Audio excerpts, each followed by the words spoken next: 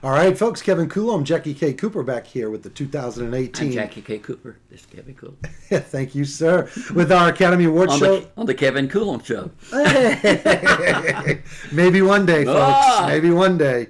We're going to talk about Best Director. Our 5 nominees: Christopher Nolan from Dunkirk. We have a couple newcomers, Jordan Peele for Get Out. And we have Greta Gerwig with her first film ever, which is rather impressive. First directorial. First directorial, Because yes. She's been an actress. She's been right. But it is amazing to me, and she did Lady Bird. You know, when you get a nominee for your first movie you ever directed, it almost feels like you should never direct another one. Jordan Peele, too. Because then, yeah. Well, Peele did a little bit with Keanu. Did you ever see that? With the cat? Yeah, but hadn't directed a movie before, right. is what I'm saying. Yeah, I think, what did he write that? He wrote and directed, I think. Yeah. And then we have Paul Thomas Anderson from Phantom Thread, the pretentious movie that Jackie talked about in our last segment. Here we go. I want to hear this done well. Guillermo del Toro. Guillermo del Toro. For The Shape of Water. But let me ask you a question right off. Sure. Do you care who gets Best Director? I don't. This is the least involved that I'm in. I do. I really, really do. I mean, I went to see Dunkirk excited because it was a Christopher Nolan movie. Right. And he did the Batman series and I can't think of the name, where the dream within the dream. Yeah, he did Inception and Memento. Those are the ones that I like. One of my all-time favorite movies. Me too. Not this Batman stuff. Yeah, I want the Memento. I remember seeing Memento, and if you haven't seen Memento, you ought to get it, hunt it up, because it starts at the end and works to the first. Backwards, yeah. It's a fantastic movie. I've seen people try that concept with other movies, but they have never been able to do it the way that he did it. But everybody talks about him as being this big, loud director, which is true in some of his movies, but the ones that I like the most are not the big, loud ones. Inception was kind of loud, but Memento certainly wasn't loud. So And Paul Thomas Anderson, did you see The Master with Philip Seymour Hoffman? Yes. That was a Paul Thomas Anderson film. Did you like it? Me too. But that was, and then he did There Will Be Blood. Right. With Daniel Day-Lewis. And you loved Magnolia that he did. But he did Magnolia, which was the craziest. You talk about, you could say pretentious. You said, can pretentious be good? Magnolia was pretentious. It was so out there and so different. Frogs fell from the sky. Right, yeah. And he did a couple that a lot of people didn't like that I did. I did like Boogie Nights. I did too. You did? I did. Wow. And I also liked, nobody liked this, Punch Drunk Love.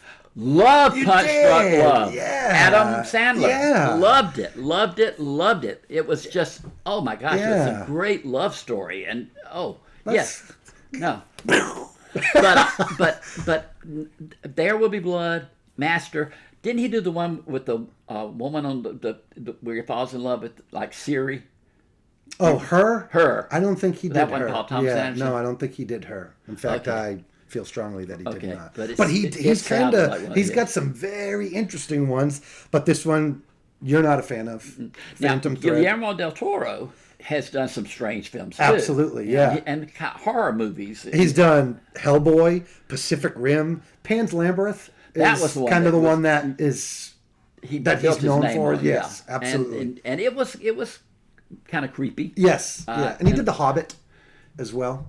He did The Hobbit. Yeah, I didn't know that. Yeah, but I like his style. I really do. And I thought that The Shape of Water had such style to it. The colors. Yeah, the green greens and the red reds. Right? Yeah, they were off. They were off, but it was still beautiful. It was beautiful colors, but in the wrong place. Yeah, that's a great point. But but I love the look of the film. I love the way that he did do these disjointed colors. And I love that you said you have to realize it is a fantasy piece. I mean, the whole thing. The monster is in the bathtub, and the water goes up to the ceiling, and then starts seeping out. And after that scene is over, nobody ever mentions that the whole place was flooded. Down in the underneath the theater that it's leaking, and so you have to accept those things as twitch your nose and the water dries up or whatever. But if you take it, and he it's kind cultivates of like Splash and Beauty and the Beast, kind of put together almost. Yeah. But what was funny was when I went to see it, and again, we're not going to talk about my age, but I saw The Creature from the Black Lagoon. Oh yeah. And when I saw this creature, I thought, he looks like the creature from the back. You're so right. You know, and I read an interview, with Guillermo del Toro, who said, I saw The Creature from the Black Lagoon and wondered why he and Julie Adams, a name you don't know, right. from the 50s, the female star of that. Yeah, she was a B-movie female star. He said, why didn't they end up together? Huh. So he made a movie where the they creature did. and the heroine end up together. Wow. I will say this, Jackie. What made me like this movie more than I thought, I saw it twice, and I actually liked it more the I'd love second to see it time. again. Yeah, and that's what made me. And I'd probably big fan. appreciate Richard Jenkins more if I saw it the second time. Yeah, that's Because funny. I really, again, we talk about moods that you're in. I was so focused on Sally Hawkins. Right. And so concerned for her and what the situation was going to be. And Michael Sheen is the villain in this piece. And he is so evil. He's a good one. He is a good villain. He really is. But I think that my focus was so riveted on her, that I couldn't appreciate what was going on. I'd see it a third time just to go with you, Jackie. But I have talked to people, though, who said, you liked Shape of Water, so on your recommendation, I went to see it, and I didn't. I can't believe you liked that movie. Yeah.